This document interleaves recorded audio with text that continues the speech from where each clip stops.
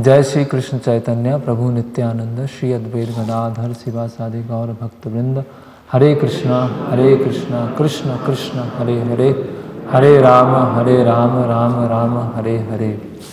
हरे कृष्णा।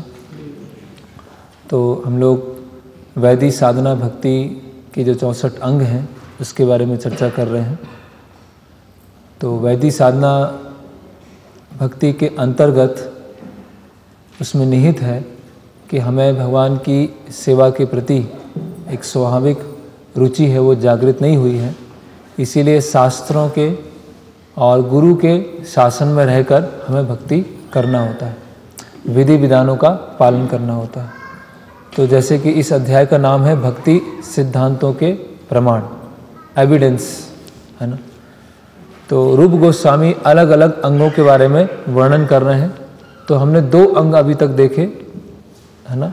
आदौ गुरु पादाश्रय, है ना, गुरु का आश्रय कैसे लिया जाए। तो उसमें हमने देखा तस्मात् गुरुं प्रपद्येत जिज्ञासु श्रेय उत्तमम शाब्दे परिच निष्णातम ब्रह्मणि उपशमाश्रय, कि गुरु के पास कैसे जाना है और गुरु की योग्यता क्या है ना। तस्मात् गुरुं प्रपद्येत, इसीलिए गुरु के पास जाना है। किस लिए जाना है? अथा तो ब्रह्म जिज्ञासा, ब्रह्म की जिज्ञासा। हम ये समझ गए हैं कि इस भौतिक जगत में रहकर हम सुखी नहीं रह सकते, या अपने तरीकों के द्वारा या अपने दिमाग के द्वारा या अपने मन के द्वारा अपनी समस्याओं को हम नहीं सुलझा सकते। हमें किसी की आवश्यकता है, मुझे कुछ आध्यात्मिक गुरु की आवश्यकता है। जिज्ञासु श्रेय उत्तम, उनके पास किस लिए जाना है? जिज्ञासा करने के लिए, है ना। जिज्ञासा किसके करने के लिए? श्रेय उत्तम। श्रेय मतलब अल्टीमेटली जो मेरे लिए हितकारी है, मुझे नहीं पता है मेरे लिए सही क्या है गलत क्या है। उत्तम, तमा मतलब अंधकार, उत्तम मतलब इस भौतिक जगत से परे, है ना। तो गुरु के पास इसलिए जाना। शाब्दे परिच निष्णातम, गुरु की योग्यता क्या है? जो शास्त्रों की शिक्षाओं में स्थित है। और कैसे स्थित है? क्योंकि उन्होंने अपने गुरु से सुना है। तो अपने गुरु से सुना है और शास्त्रों की शिक्षाओं में स्थित है, तो व्यवहारिक रूप से कैसे दिखेगा? ब्रह्मणि उपशमाश्रय, उनका भौतिक जगत से निरासक्ति है, भौतिक जगत से डिटैचमेंट। फिर हमने दूसरा देखा था कि तत्र कृष्ण दीक्षादि शिक्षण, है ना, दीक्षा और शिक्षा। तो इसके लिए तत्र भागवतान धर्मान शिक्षेद गुरुदैवता अमायानुवृत्त्या येष तुस्सेद आत्म आत्मदो हरि, है ना, कि गुरु के पास दीक्षा और शिक्षा लेना प्रारंभ करना। तो गुरु क्या है? आत्मदेवता। आत्मदेवता मतलब, है ना, जैसे हम विग्रहों की सेवा करते हैं उसी तरह से हम गुरु की पूजा करते हैं, गुरु की हम सेवा करते हैं। विग्रहों में और गुरु में एक तरह से कोई डिफरेंस नहीं है। और आत्म दो हरि, है ना। तो हमने डिस्कस किया था कि हमें सबसे प्रिय कौन है? स्वयं, है ना। तो ऐसे शास्त्रों में, महाभारत में कई जगह डिस्कशन आता है कि कोई राजा है, ऋषि से पूछ रहे हैं कि सबसे प्रिय चीज़ क्या है? मेरा धन है, मेरी पत्नी है, बच्चे हैं, मेरा नाम है, मेरी प्रसिद्धि है। तो जो ऋषि हैं बोलते हैं इनमें से कोई नहीं। सबसे प्रिय कौन है? जो तुम हर चीज़ में मेरा शब्द जोड़ रहे हो। मेरा धन, मेरी समृद्धि, मेरी पत्नी। पत्नी प्रिय क्यों है? क्योंकि तुमसे संबंधित है। समृद्धि क्यों है? क्योंकि वो तुमसे संबंधित है। तो मैं और मेरा, I and mine, I and my, वो सबसे ज़्यादा प्रिय सबको है। अगर वही समृद्धि कष्ट देने लगेगी उसको दूर कर देंगे, अगर वही पत्नी कष्ट देने लगेगी वो दूर कर देंगे, वही नाम, नेम और फेम परेशान करने लगेगा तो उससे दूर जाने का प्रयास करेंगे। क्यों? क्योंकि सबसे प्रिय कौन है? मैं खुद। तो गुरु इस तरह से आत्मा प्रिय के भी प्रिय है, इस तरह से गुरु की सेवा करना। हमें सबसे प्रिय कौन है? हम खुद। और आत्मा की भी आत्मा कौन है? आत्मा में जान क्यों है, आत्मा आत्मा क्यों है, क्योंकि गुरु के कारण। तो आत्म आत्म दो हरि और आत्मदह है ना, आत्म दो मतलब जैसे गुरु हैं, जैसे भगवान अपने संदेशों के द्वारा अपने भक्तों के द्वारा अपने आप को देना चाहते हैं, उसी तरह से गुरु क्या है, अपने शिष्यों को पूरी तरह से देना चाहते हैं, है ना। तो अभी शिष्य गुरु के साथ कितना आदान प्रदान करते हैं वो शिष्य के ऊपर है ना। अगर कोई बहुत महान गुरु है, परमहंस है, अगर उनके किन्हीं शिष्य का कुछ समस्या होती है ना, कुछ अच्छी तरह से भक्ति नहीं कर पा रहे, पतन होता है, तो वो गुरु की मिस्टेक नहीं होती है, वो किसकी मिस्टेक होती है, वो शिष्य की गलती होती है। गुरु की तरफ से कभी कोई कमी नहीं रहेगी। कमी किसकी तरफ से होती है, डिसाइपल की तरफ से होती है, क्योंकि आत्म आत्म दो हरि है ना। गुरु क्या देना चाहते हैं, भगवान को देना चाहते हैं। गुरु अपने शिष्य को क्या देना चाहते हैं, भगवान। अभी उससे बड़ी चीज़ क्या है, भगवान ही देना चाहते हैं, तो उससे बड़ी चीज़ क्या है, उससे बड़ी चीज़ कोई नहीं हो सकती। लेकिन शिष्य कितना आदान प्रदान करते हैं उसके ऊपर है। तो गुरु आत्मदेवता है ना, वर्शिपेबल डिटी, आत्म आत्म दो हरि, इसके ऊपर हमने चर्चा किया था। तो आज का जो हमारा श्लोक रहेगा कि गुरु से जब शिक्षा लेना प्रारंभ करेंगे, दीक्षा हुआ, शिक्षा हुआ, अभी गुरु की सेवा करना, तो उसके लिए ये श्लोक, तो एटलीस्ट ये 3 श्लोक हम सबको याद होना चाहिए। गुरु के पास कैसे आना है, गुरु की योग्यता क्या है, दीक्षा शिक्षा कैसे होगी, अभी गुरु की सेवा कैसे प्रारंभ होगी, ये 3 श्लोक हर किसी को याद होना चाहिए। तो इस श्लोक में आने से पहले जो हमने परसों डिस्कस किया था कि जब गुरु से हम शिक्षा लेना प्रारंभ करते हैं तो हमें किन बातों का ध्यान रखना चाहिए। तो उसके लिए कुछ हमने पॉइंट डिस्कस किए थे।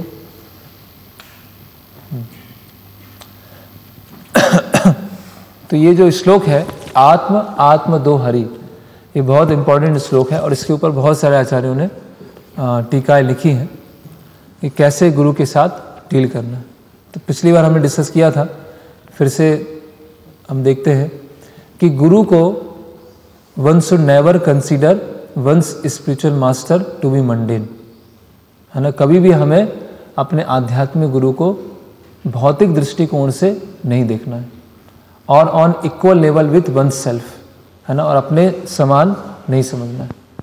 तो जो आध्यात्मिक गुरु हैं, हो सकता है कि जो संस्कृत श्लोक हैं उसको मिस प्रोनाउंस कर दें कभी, या अपने शिष्य का ही नाम भूल जाएं है ना, या ऐसे बहुत छोटी चीज़ होगी वो उनको स्मरण नहीं है, या किसी भाषा का ज्ञान नहीं है।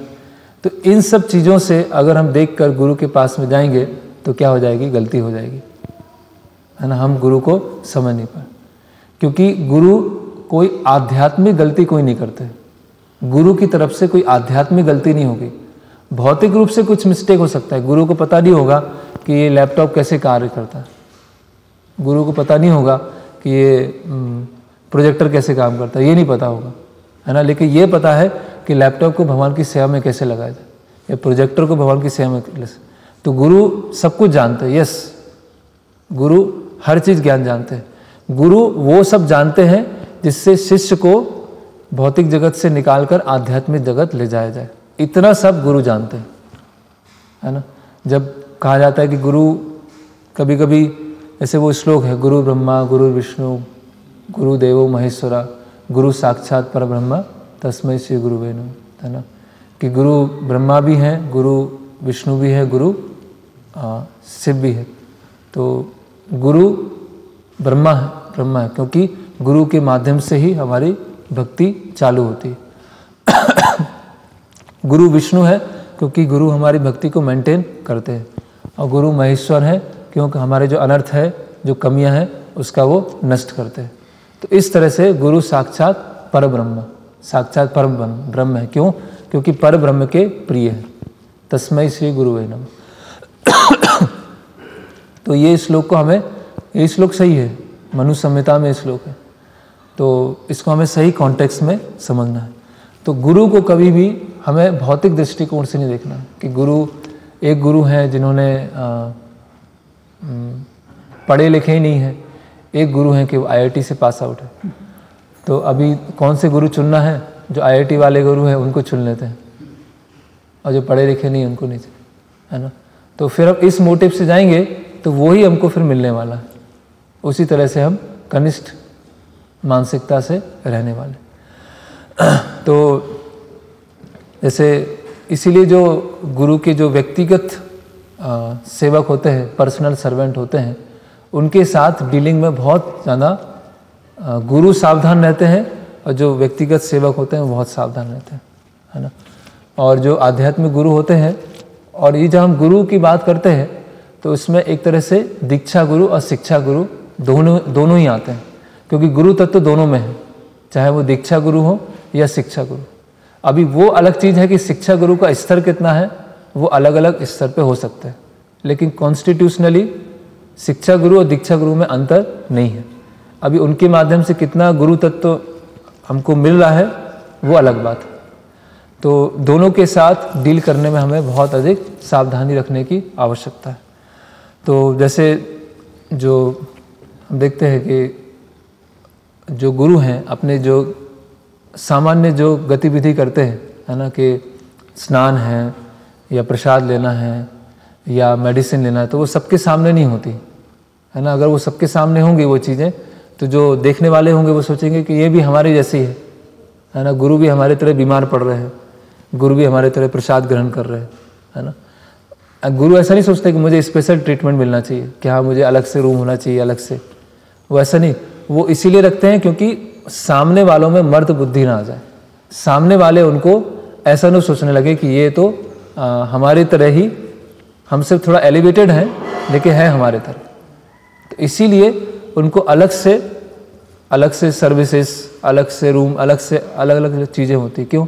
जैसे हम देखते हैं श्रील प्रभुपाद जी जब ट्रैवलिंग करते थे तो कभी कभी प्रसाद लेते थे, तो जहाँ प्रसाद लेते थे उसके वहाँ पर ऐसे पर्दा लगा दिया जाता था, और प्रभुपाद जी विंडो की तरफ चेहरा करके प्रसाद लेते थे कि कोई देखे नहीं। क्यों? क्योंकि अगर ये सब चीज़ें बाहर के लोग देखेंगे तो क्या लगेगा कि गुरु को भौतिक दृष्टिकोण से देखना चालू करेंगे। तो गुरु के पास पूरा ज्ञान है, सब कुछ ज्ञान है गुरु के पास। क्या ज्ञान है? कि वो शिष्य को इस भौतिक जगत से निकाल सकते हैं, इतना पूरा ज्ञान है। और उसके लिए आवश्यक जो भी होगा वो गुरु को पता है ना।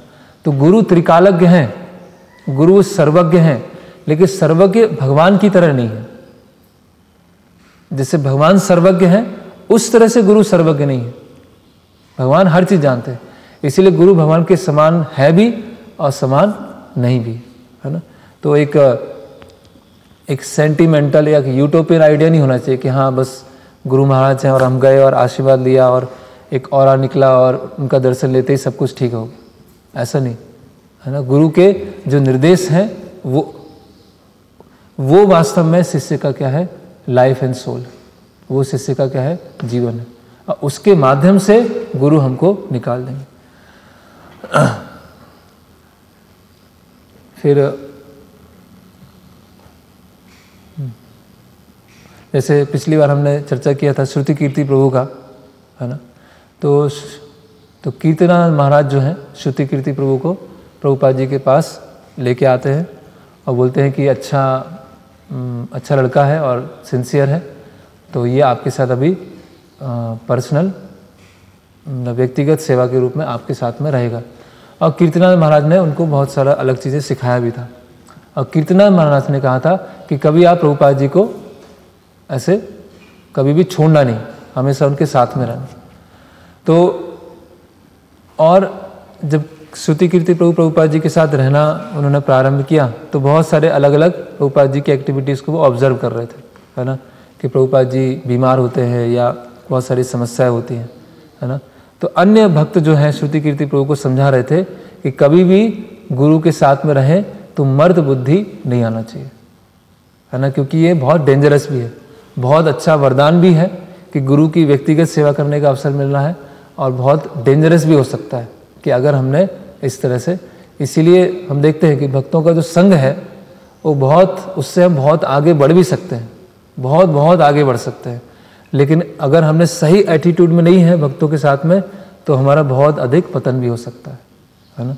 क्यों? क्योंकि हमने भक्त हैं या गुरु हैं उनमें मर्त बुद्धि लाना प्रारंभ कर दिया। मर्त बुद्धि मतलब एक साधारण मनुष्य, है ना। फिर सबसे पहला ये है कि गुरु को हमें साधारण व्यक्ति नहीं समझना है, साधारण व्यक्ति नहीं समझना है या अपने बराबर नहीं समझना है, पहला ये। दूसरा है हमेशा ये समझना है कि गुरु जो है भगवान की शरण में, हमेशा जो भी एक्टिविटी कर रहे हैं हो सकता है हमें समझ में नहीं आए, और यही बहुत इंपॉर्टेंट है। कभी कभी जैसे श्रील प्रभुपाद है या जो हमारे आध्यात्मिक गुरु हैं, तो हो सकता है उनके शब्द हमको समझ में नहीं आए या उनकी एक्टिविटी समझ में नहीं आए, तो एक एटीट्यूड है कि अरे ऐसा क्यों बोल दिया, है ना, या ये तो पता नहीं निर्देश कभी कुछ बोल रहे हैं कभी कुछ बोल रहे हैं। और दूसरा अप्रोच है कि मैं इम्परफेक्ट हूँ, मैं अपने मन से नहीं समझ पा रहा हूँ, तो मुझे थोड़ा समय लेना चाहिए, थोड़ा पेशेंस रखना चाहिए और पूछना चाहिए, जिज्ञासा करना चाहिए कि आपने ऐसा बोला है तो ये क्यों बोला, या आपने ऐसा किया है तो मैं समझना चाहता हूँ। एक ये अप्रोच है। और दूसरी अप्रोच है कि हमने वो क्रिया देखा और गुरु के निर्देश सुने और उसके आधार पर एक धारणा बनाई और रिजेक्ट, क्योंकि मुझे समझ में नहीं आया इसीलिए गुरु गलत है, क्योंकि मैं नहीं समझ पा रहा हूँ इसीलिए गुरु की एक्टिविटी सही नहीं है। और उसका दूसरा जस्ट अप्रोच है कि मुझे समझ में नहीं आ रहा है मतलब मेरे में गलती है, गुरु में गलती नहीं है। मैं नहीं समझ पा रहा हूँ मतलब मेरे में त्रुटि है, वो सामने वाले में त्रुटि नहीं है। और ऐसा होता है जो खासकर मॉडर्न एजुकेशन और मॉडर्न सेटअप से पढ़ के आते हैं, वो सब ऐसे ही कि अगर मुझे सामने वाले की क्रिया समझ में नहीं आई तो क्या सोचते हैं, मैं तो बिल्कुल सही सोच रहा हूँ, मैं परफेक्ट हूँ, मेरे में त्रुटि नहीं हो सकती, त्रुटि क्या है सामने वाले में। और फिर हम उससे एक धारणा बना लेते हैं और वो मानसिक रूप से अपराध होना चालू हो जाते हैं, है ना। तो गुरु हमको तो गुरु हमेशा भगवान की शरण में स्थित है ना। महात्मा नाम सु माम पार्थम दैवी प्रकृति आश्रित। तो गुरु की जो हर एक्टिविटीज़ है, हम यहाँ प्रमाणिक गुरु की बात कर रहे हैं, गुरु की जो एक्टिविटीज़ है हर भगवान की सेवा से ओतप्रोत है। तो प्रभुपाद जी के कुछ ऐसे उदाहरण हैं, मतलब प्रभुपाद जी हमेशा मतलब साक्षात हरित्वेन समस्त शास्त्रे, स्वयं supreme personality of servitor God head, है ना, सुप्रीम के सेवक भगवान, है ना। तो प्रभुपाद जी कभी कभी ऐसे लीलाएं प्रकट किया है जिससे प्रभुपाद जी सामने वाले का मन पढ़ लेते थे, है ना। अभी ऐसा नहीं कि कुछ वो मिस्टिक, हम श्रील प्रभुपाद जी को एक मिस्टिक की तरह प्रेजेंट करना चाहते हैं, एक सिद्ध प्योर डिवोटी हैं। और प्रभुपाद जी ऐसे बहुत सारे इंसिडेंट हैं, जैसे एक कोई पत्रकार थे तो उन्होंने अपना एक कुछ बुक लिखा, है ना, और उस बुक का नाम था कि LSD लेने से कैसे आत्म साक्षात्कार हो सकता है। LSD लेंगे तो कैसे हम आत्म साक्षात्कार के रास्ते पर चलेंगे। तो वो प्रभुपाद जी के किसी शिष्य से मिले बुक डिस्ट्रीब्यूशन के समय, और उन्होंने बोला कि अच्छा आप लोग बुक डिस्ट्रीब्यूट कर रहे हैं, मैं भी अपनी बुक लिख रहा हूँ LSD के ऊपर, तो आप भी जो काम कर रहे हैं सेल्फ रियलाइजेशन के ऊपर वही मैं कर रहा हूँ। तो शिष्य तो समझ गए कि ये ऐसे ही बोल रहा है, तो प्रभुपाद जी से मिलाने ले चलते हैं। तो प्रभुपाद जी से वो मिलाने लेके आए और प्रभुपाद जी का उन्होंने लेक्चर सुना। तो प्रभुपाद जी स्टार्ट कर रहे थे कि हम शरीर नहीं हैं, हम आत्मा हैं और अलग अलग आत्म साक्षात्कार के रास्ते हैं, और कुछ लोग कहते हैं कि LSD लेने से आत्म साक्षात्कार में बढ़ जाता। तो व्यक्ति सोचता है ये कैसे, तो वो क्या होता है, और फिर बताते हैं कि LSD क्या है, वो एक केमिकल है, और केमिकल से मैटर से आप मैटर से मुक्त नहीं हो सकते। मैटर से मुक्त होना है तो उसके लिए स्पिरिचुअल साउंड वाइब्रेशन चाहिए, उसके लिए होली नेम चाहिए। तो आप LSD से आप मुक्त नहीं हो सकते।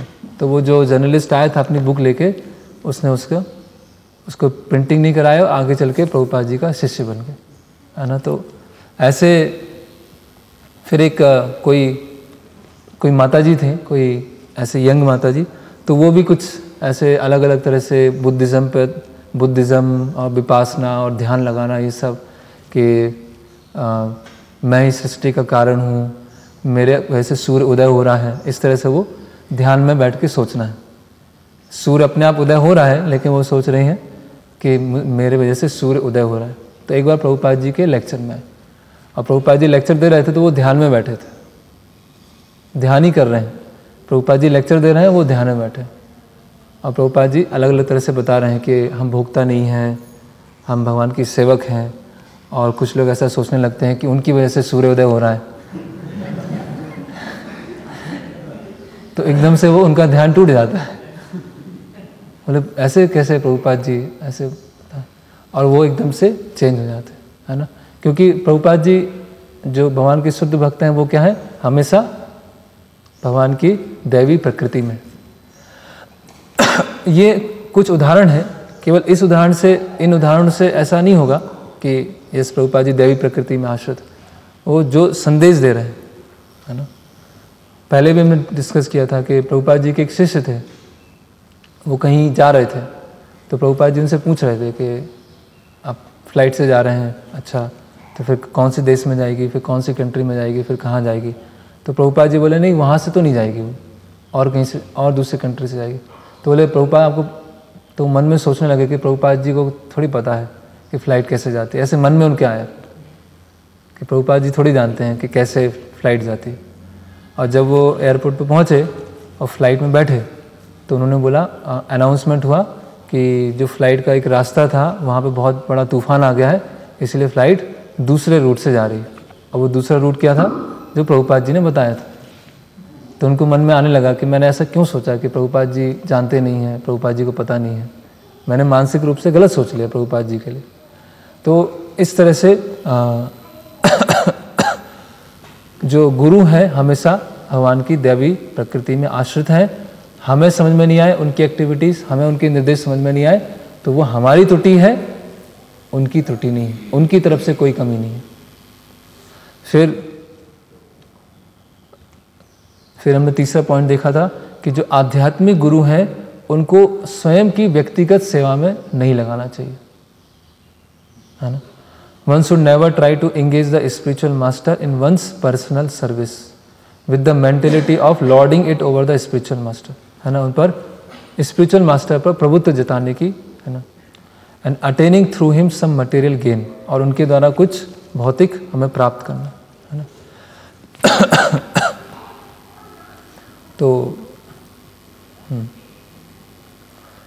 तो गुरु को, वही गुरु से अपनी बात को स्वीकार करवाना, गुरु की से अपनी बात मनवाना कि जैसे मैं करना चाहता हूँ, गुरु बस उसको अप्रूव कर दे, करना मुझे अपना है ना।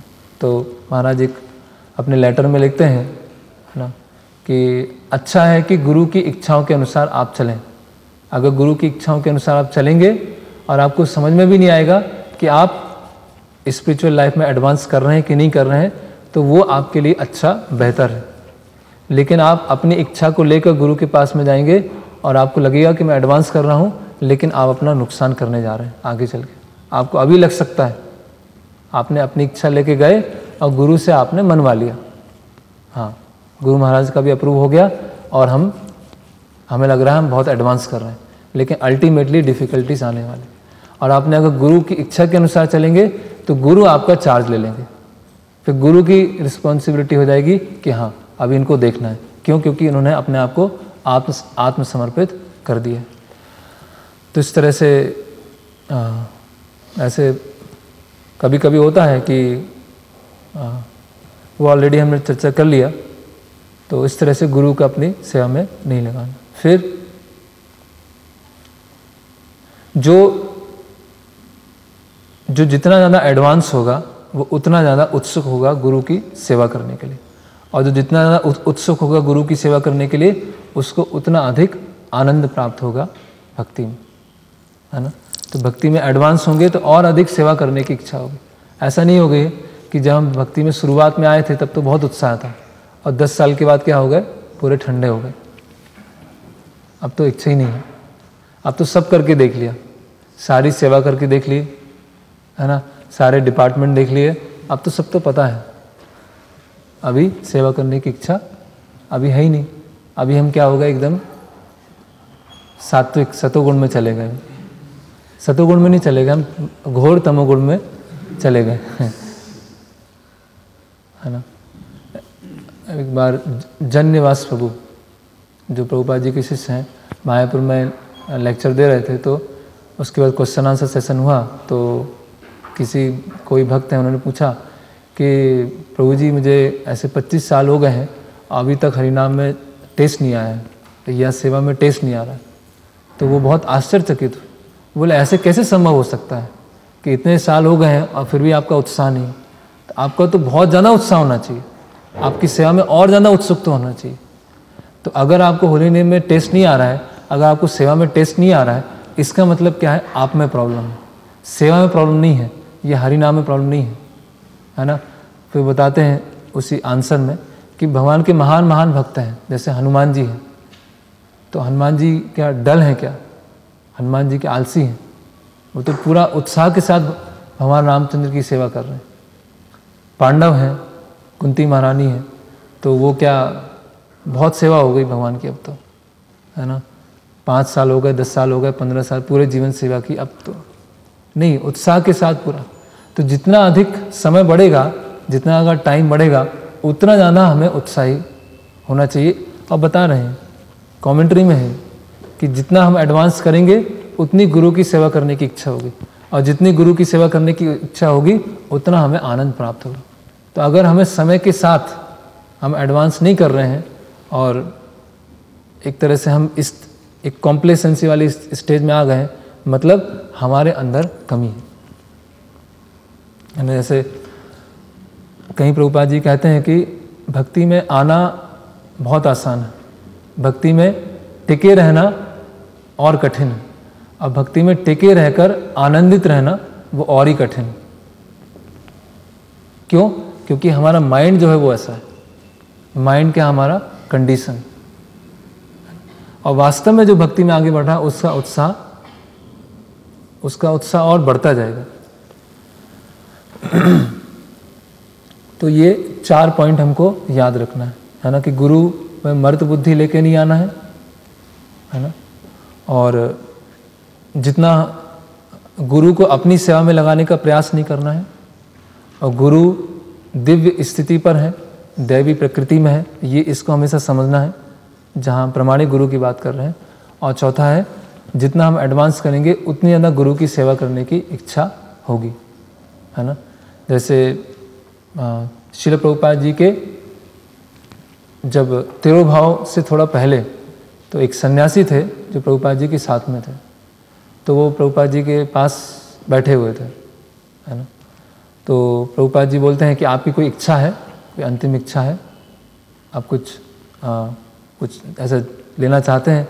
तो बोलते मेरी इच्छा है कि, मतलब ऐसे बोले कि जब आप न्यूयॉर्क में अकेले थे उस समय मेरी सेवा करने की इच्छा है। ऐसा कभी स्थिति हो कि मतलब मैं काश उस समय होता आपके साथ, क्योंकि आप अकेले थे। तो प्रभुपाद बोले मैं कभी अकेले नहीं था, मैं हमेशा अपने जो गुरु महाराज हैं भक्ति सिद्धांत श्री ठाकुर उनके साथ में था।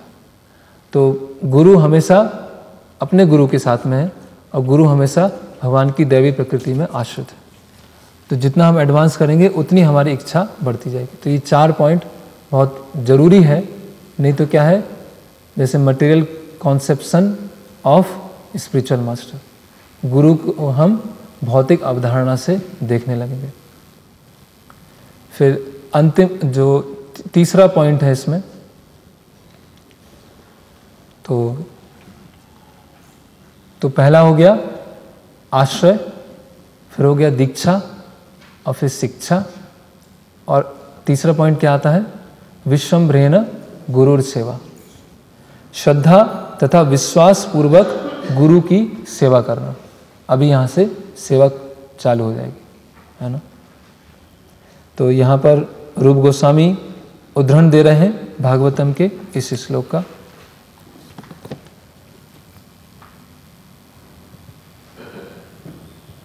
ये बहुत महत्वपूर्ण श्लोक है। आचार्यम माम विजानियान नाव मन्निहित करहिचित ना मर्त बुद्धि सुएत सर्वदेव मयो गुरु। गुरु से दीक्षा लेने के विषय में श्रीमद् भागवतम में 11, 17, 27 भगवान श्री कृष्ण का कथन है। हे उद्धव,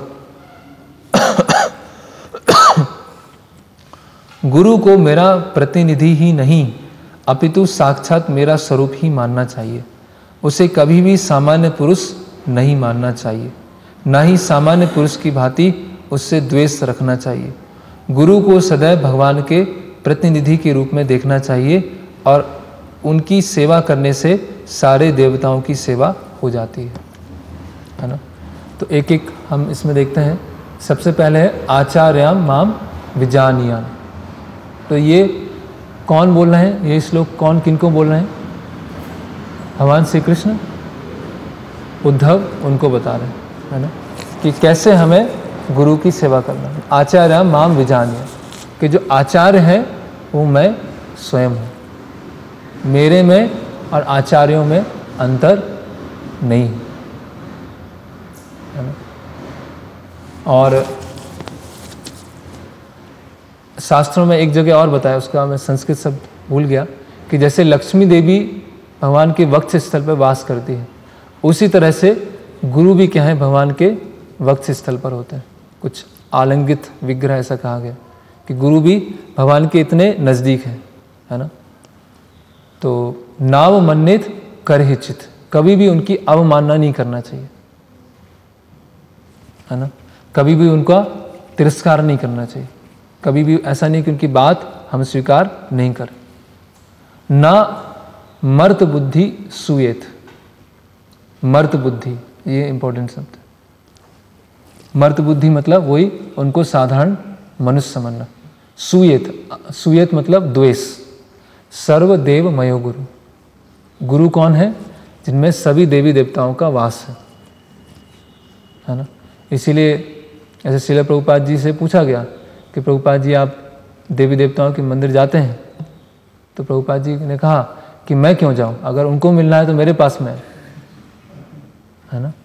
तो अभी ये वो नहीं है, मतलब ऐसा नहीं कि प्रभुपाद वो एरोगेंस है, ये वास्तव में है, क्योंकि जो आध्यात्मिक गुरु हैं वो सभी देवी देवताओं का वास।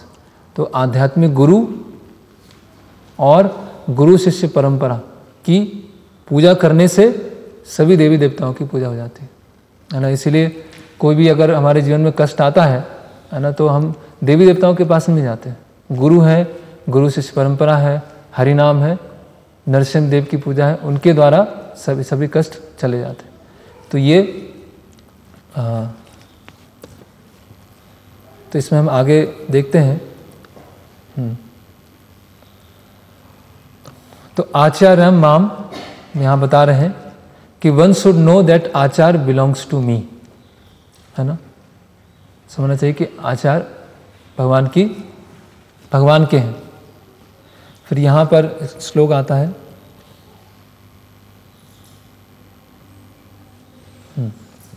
हरौ रुष्टे गुरुस्त्राता गुरौ रुष्टे न कश्चन तस्मात् सर्व प्रत्नेन गुरुन एव प्रसादयेत।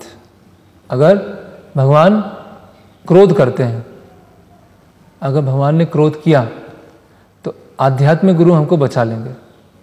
अगर आध्यात्मिक गुरु ने क्रोध किया तो हमें कोई नहीं बचा पाएगा, है ना। इसी तरह से हमें पूरा प्रयास करना चाहिए गुरु की प्रसन्नता के लिए।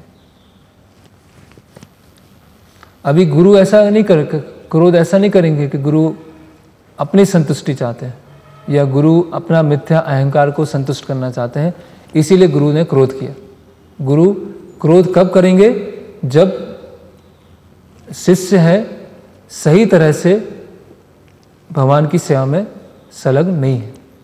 और गुरु का जो क्रोध है वो कैसा है? उनका गुरु जब गुस्सा करते हैं, है ना, या तो ऐसा नहीं कि शिष्य को रिजेक्ट कर देते हैं, है ना। गुरु ने अगर क्रोध किया या तो कभी जो गुरु हैं वो कभी शिष्य को रिजेक्ट नहीं करेंगे। और इतिहास में ऐसे ही हुआ है। गुरु ने कभी शिष्य को रिजेक्ट नहीं किया, शिष्यों ने गुरु को रिजेक्ट किया। जैसे हम बहुत एक उदाहरण देखें कि माता पिता ऐसे नहीं कि बच्चों को छोड़ देंगे, बच्चे हो सकता है माता पिता को छोड़ दें, है ना। तो गुरु कभी रिजेक्ट नहीं करेंगे। तो गुरु का जो क्रोध है वो क्या है, शिष्य के प्रति क्या है, ट्रांसेंडेंटल कंसर्न, कि ये कैसे दोबारा भक्ति में आए, तो इसीलिए वो क्रोध भी कर देते हैं, है ना। तो तस्मात् सर्व प्रत्नेन गुरुम एवा प्रसादेत, इसीलिए सभी तरह से प्रयास करना चाहिए गुरु को प्रसन्न करने का।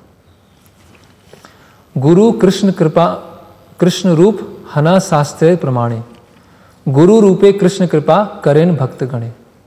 क्या बताया जा रहा है इसमें, गुरु कृष्ण रूप, गुरु क्या है, कृष्ण रूप, है ना। Spiritual master is the manifestation of Krishna, Krishna, है ना। प्रभुपाद जी एक चौथे स्कंद में लिखते हैं, है ना, कि गुरु के आदेशों को पालन करना भगवान को देखने के बराबर। गुरु के आदेश पालन कर रहे हैं, अब भगवान के दर्शन कर रहे हैं, वो बराबर है। अब भगवान के दर्शन करने पहुंच गए सबसे आगे, और गुरु के आदेशों को फॉलो नहीं कर रहे हैं, तो उसका कोई अर्थ, उसका अर्थ नहीं हो। हन शास्त्रे प्रमाणे, ये शास्त्र में प्रमाण है। गुरु रूपे कृष्ण कृपा करेन भक्त गणे, Krishna comes in the form of the guru to show his mercy to the devotees. तो कृष्ण किस रूप में आते हैं, गुरु के रूप में आते हैं अपने भक्तों, इसीलिए प्रभुपाद जी क्या है, कृष्ण कृपा मूर्ति, हिज डिवाइन ग्रेस, है ना। कृष्ण कृपा मूर्ति, कृष्ण की कृपा के मूर्तिमान स्वरूप। तो भगवान से हम कृपा की याचना कर रहे हैं, तो हमारे जीवन में गुरु को भेज दिया। अब गुरु हमको सिखा रहे हैं, बता रहे हैं, शिक्षण दे रहे हैं, डांट रहे हैं, क्रोध कर रहे हैं, तो वो सब क्या है, भगवान की कृपा का ही रूप है। अगर उसको हम नहीं समझ पा रहे हैं, तो हम भगवान की कृपा से क्या हो जाएंगे, वंचित हो जाएंगे।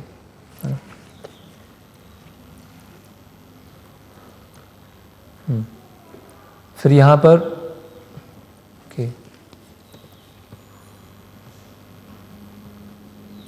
फिर एक आज श्रील भक्ति सिद्धांत से ठाकुर बताते हैं कि अगर हम बहुत भाग्यशाली हैं कि हमको प्रमाणिक योग्य गुरु मिल गए हैं, है ना, लेकिन अगर फिर भी हम भोग करने की भावना को बना के रखे हैं,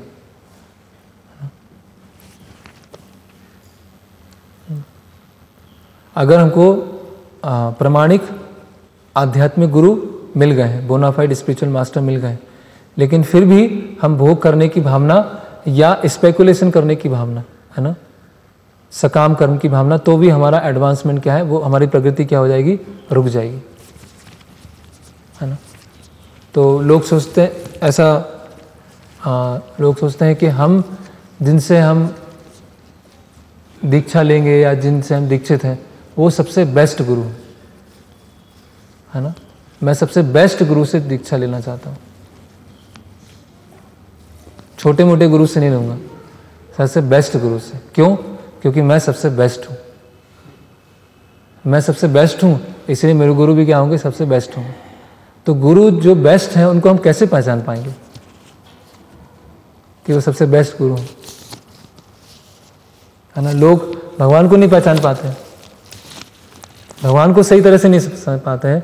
हम देखते हैं कि इसीलिए भक्तिविनोद ठाकुर थे, तो भक्तिविनोद ठाकुर बहुत सारे लोगों के बीच में थे, तो कितने लोग भक्तिविनोद ठाकुर को समझ पाए। तो अगर बिल्कुल स्वरूप सिद्ध, है ना, सबसे योग्य गुरु भी हमारे सामने आ जाए तो हम कैसे पहचान पाएंगे।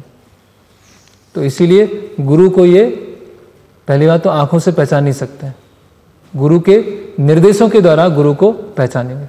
और प्रमाणिक गुरु वो है, वो अपने आप में इम्परफेक्ट हो सकते हैं। जैसे प्रभुपाद जी बोलते हैं, मैं अपने आप में अपूर्ण हूँ, लेकिन मैं जो बता रहा हूँ वो पूर्ण है, इसीलिए मैं प्रमाणिक हूँ। तो गुरु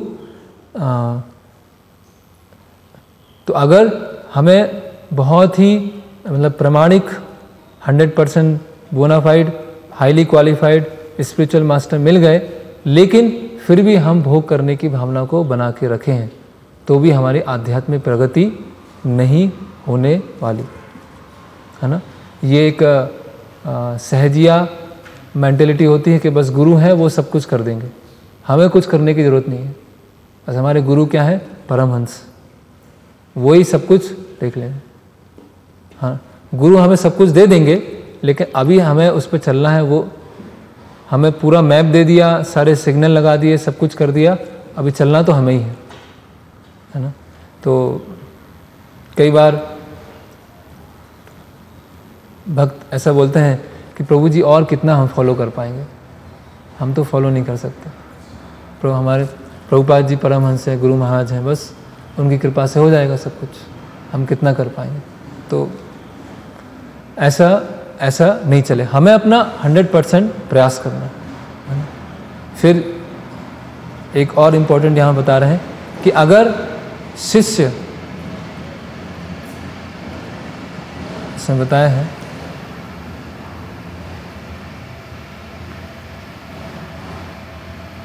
इसमें और भी बहुत सारी चीज़ें, but if A serious student surrendered to a bona fide spiritual master, there is absolutely no impediment to the transmission of perfect knowledge and bliss in the devotional service of the Lord. तो अगर कोई गंभीर शिष्य गुरु की शरण लेता है तो उसको ज्ञान प्राप्त करने में और आध्यात्मिक आनंद प्राप्त करने में किसी भी तरह की कोई बाधा नहीं आएगी। पूरा हमें ज्ञान प्राप्त हो जाएगा, पूरी तरह से हम आनंदित होंगे। शर्त क्या है? कि अगर हमने आध्यात्मिक गुरु की पूरी तरह से शरण ले रखी है।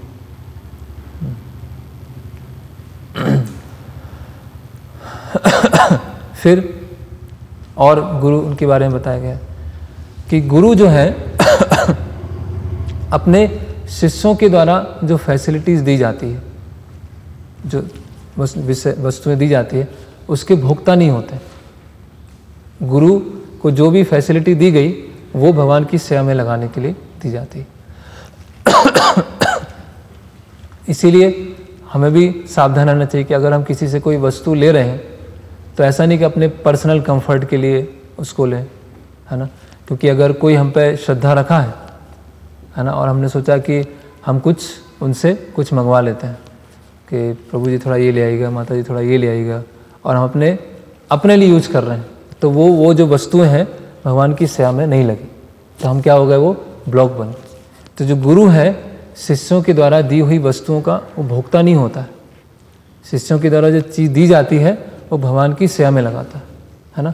और ऐसा है, खासकर भारत वेस्ट में तो नहीं है, भारत में ऐसा है कि लोग बहुत सारा दान देते हैं, बहुत सारा दान दिया, बहुत सारी फैसिलिटीज़ दी, है ना। कोई इंस्ट्रूमेंट दे दिया, फ़ोन दे दिया, कपड़े दे दिए, ऐसे बहुत सारी चीज़ दान में दी जाती है। तो हम सोचें कि हाँ अच्छा बढ़िया फैसिलिटी है ना, हम उनसे क्यों ले रहे हैं? खुद के भोग के लिए ले रहे हैं और नाम दे रहे हैं कि भगवान की सेवा के लिए। तो ये क्या हो जाएगा? क्योंकि गुरु क्या है, वो जो वस्तुएं दी जा रही हैं, अगर जैसे प्रभुपाद जी बोलते हैं कि जो भी लक्ष्मी अगर मंदिर में आ रही है भगवान की सेवा में नहीं लगी तो बहुत बड़ा वो कार्मिक रिएक्शन बन सकता है, बहुत बड़ा अपराध बन सकता है। तो इसीलिए पारदर्शक माध्यम, और हर भक्त किसी न किसी स्तर पर गुरु का रोल निभा रहे हैं। गुरु केवल वो जो ऑफिशियल है वो नहीं है, कोई ना कोई भक्त किसी न किसी स्तर पर दूसरों को शिक्षा दे रहे हैं। तो अगर गुरु जो भक्त किसी न किसी स्तर पर दूसरों को शिक्षा दे रहे हैं, वो सोचने लगे कि ये मेरी प्रॉपर्टी है या इनकी फैसिलिटीज़ को मैं यूज करूँगा, तो वो क्या हो जाएगा? वो डेंजरस हो जाएगा। फिर और आगे बताया जा रहा है गुरु कैसे, he is like a parent, guru कैसे हैं? एक माता पिता के समान। Without the attentive service of his parents a child can not grow to manhood, है ना। तो जैसे जो माता पिता हैं बहुत ध्यान रखते हैं, उनके कारण ही बच्चा बड़ा होता है। Similarly without the care of the spiritual master one can not rise to the plane of transcendental service.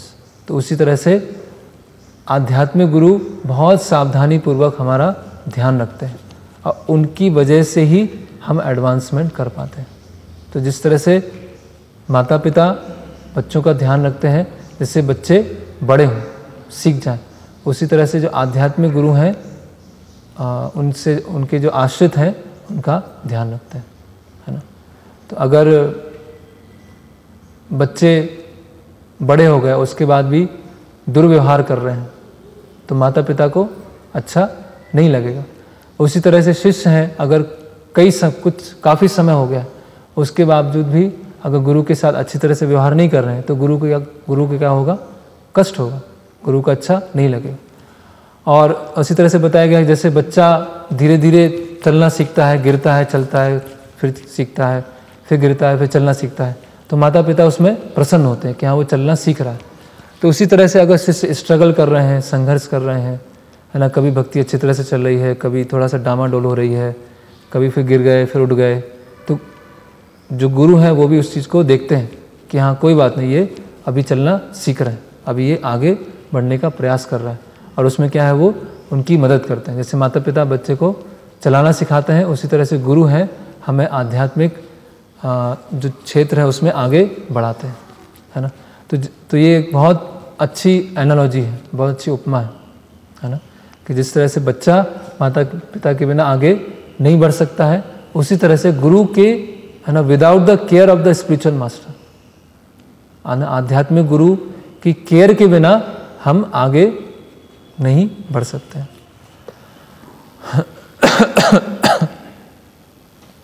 फिर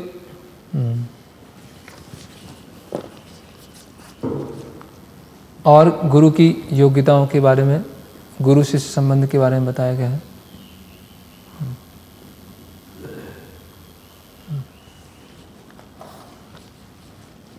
spiritual master is also called acharya, transcendental professor of spiritual science के, transcendental professor of spiritual science. आगे बताया गया है कि जो गुरु हैं अपने शिष्यों का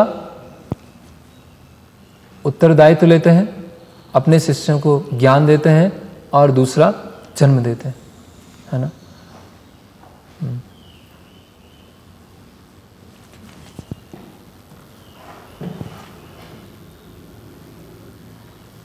तो आज हम इतना ही चर्चा करेंगे, आज थोड़ा हम जल्दी क्लास पूरी, इसके बाद बड़ा विषय आने वाला है, उसको फिर हम कर लेंगे। हरे कृष्णा। किसी का इसमें कोई प्रश्न है गुरु शिष्य संबंध के बारे में तो पूछ सकते हैं।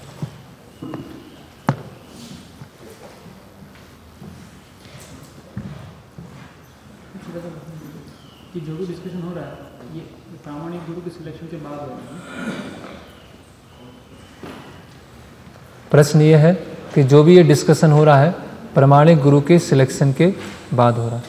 हाँ, जो पहला श्लोक था तस्मात् गुरुं प्रपद्येते जिज्ञासु उत्तम, तो वो आ गया प्रामाणिक गुरु कौन है। अभी प्रामाणिक गुरु के साथ कैसे व्यवहार करना है, और प्रामाणिक गुरु मतलब गुरु तत्व, गुरु तत्व मतलब गुरु शिक्षा गुरु के लिए भी लागू, हाँ ये सभी के लिए लागू होगा, चाहे दीक्षा गुरु है, शिक्षा गुरु है।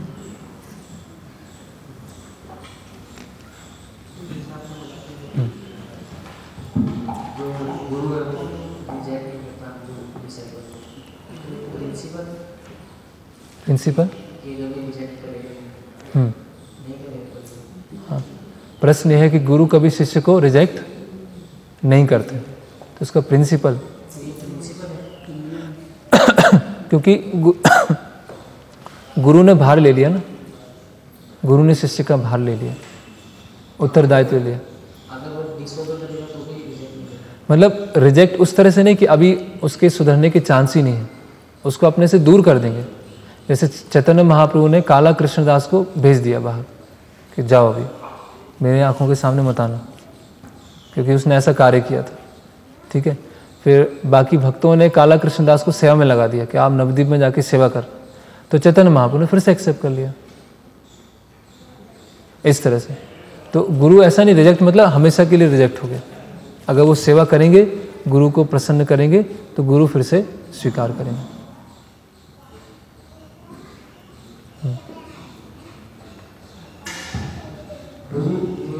शिक्षा गुरु और दीक्षा गुरु हम एक तरह से समान उसमें देखते हैं।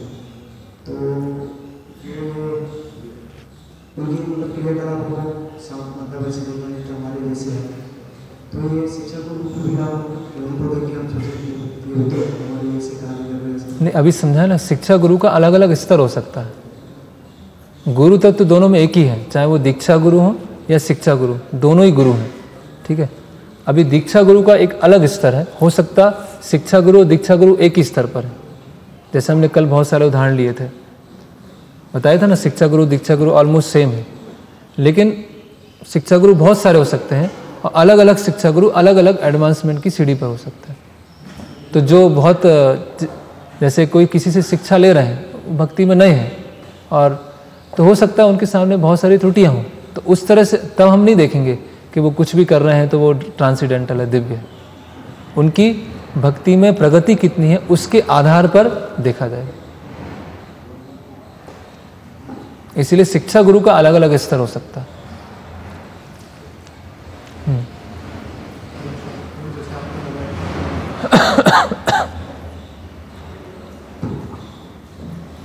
जैसे आपने बताया कुछ कार्य करते हैं शिष्य को कार्य समझ में नहीं आता, जोर से बोलिए। गुरु के जो कार्य है हाँ, शिष्य को समझ में नहीं आता, उसको शिष्य की ही कमी है। हाँ, वो उनसे विनम्रता पूर्वक पूछ सकते हैं। हाँ, तो इस तरीके से पूछा जाएगा कि किसी प्रतिनिधि से भी पूछ सकते हैं। हाँ, तो अगर गुरु के कोई, हाँ, शिष्य इतना सत्य प्रकट नहीं हो समझ पाए।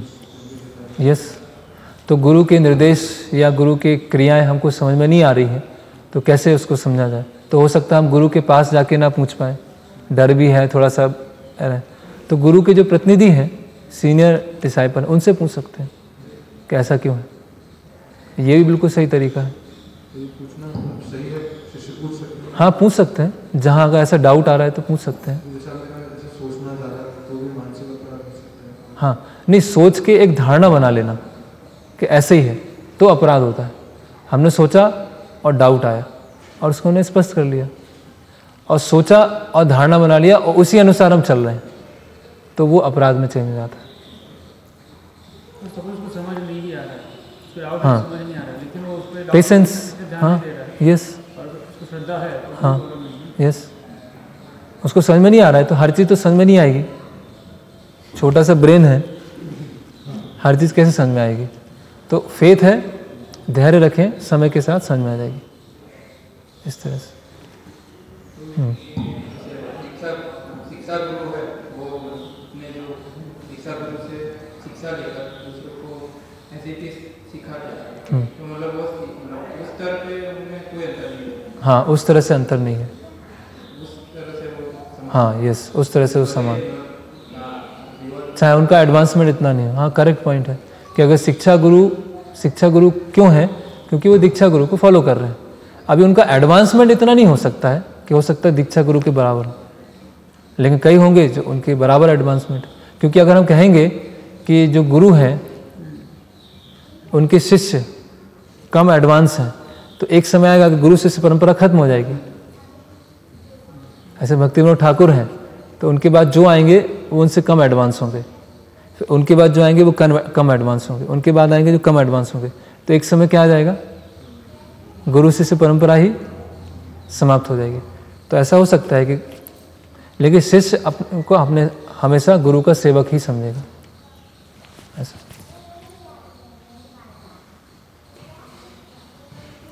ऐसे ही बोल दीजिए।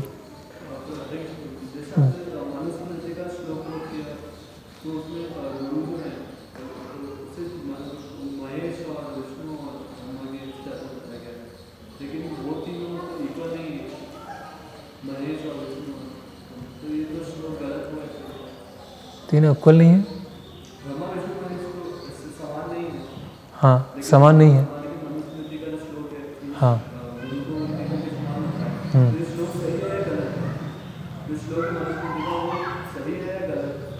वो तो सही गलत कैसे हो सकता है? मनुस्मृति में तो गलत कैसे होगा? यही तो हमारी प्रॉब्लम है। स्कूल कॉलेज में पढ़ के ऐसे हो गए हैं कि पता है कि मनुस्मृति का श्लोक है, फिर भी सोच रहे हैं सही गलत है। वो सही है, मुझे समझ में नहीं आ रहा है। ऐसे हमें सीखेंगे तब सीख पाएंगे। वो तो सही है, अभी मुझे समझ में नहीं आ रहा है ना। अभी बोले कि भगवान की तुलना कमल से भी की जाती है और भगवान की तुलना बादल से भी की जाती है। तो कमल और बादल तो एक जैसे नहीं है, तो क्या गलत है क्या? तो ऐसा ओके। हरे कृष्ण। शिल प्रभुपाद की जय। भक्ति रसामृत सिंधु की जय। शिल रूप गोस्वामी प्रभुपाद की जय।